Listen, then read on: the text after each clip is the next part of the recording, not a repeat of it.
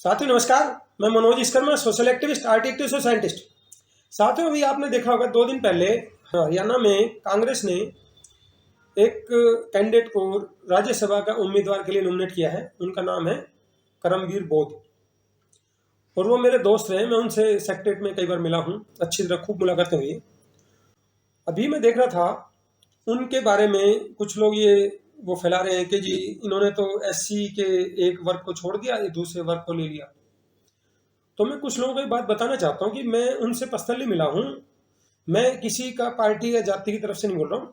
मैं एक वो बात बोल रहा हूँ कि समाज के लोगों में जो भ्रमित करने के अलग अलग विरोधी प्रयास करते हैं ना, क्योंकि बीजेपी का प्रयास ये है किसी भी तरीके से वो बंदा जीत ना पाए।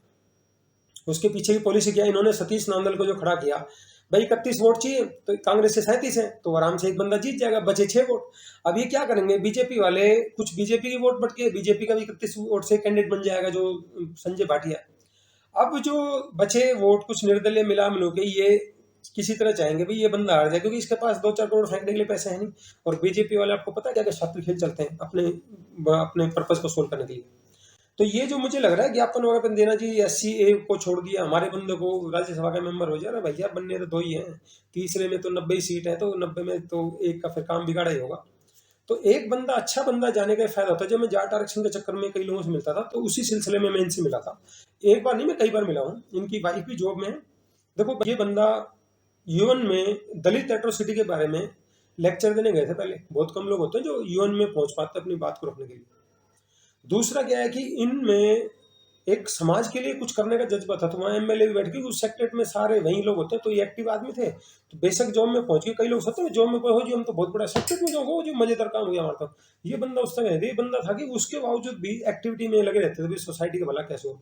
तो छोटे छोटे जो SC ST के बैक लोग हैं, कभी रिप्रेजेंटेशन देना, कभी कुछ करना, लोगों से मिलना, उनको कन्विंस करना, इस काम में लगे रहे। तो इस तरह से मैंने देखता था। तो जाट आरक्षण में मेरी जैसे मुलाकात होती तो मैं देखता था इनमें काम करने का जज्बा था। मैं एक बार मिला था, एक बार DGHS बैठा था उनके साथ।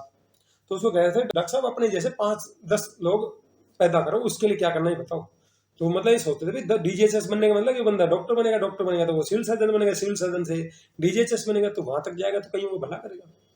तो उस तरह की सोच वाले आदमी है। और ऐसे व्यक्ति का उठना, अब भाई पूरन कुमार की जो सुसाइड हुआ था उसमें भाई साहब इन्हीं की मेन भूमिका थी उस आंदोलन को खड़ा करने में, विरोध करने में। तो क्या है कि उसके राहुल गांधी की नजर पड़ गई कि भैया तकलीफ आदमी है।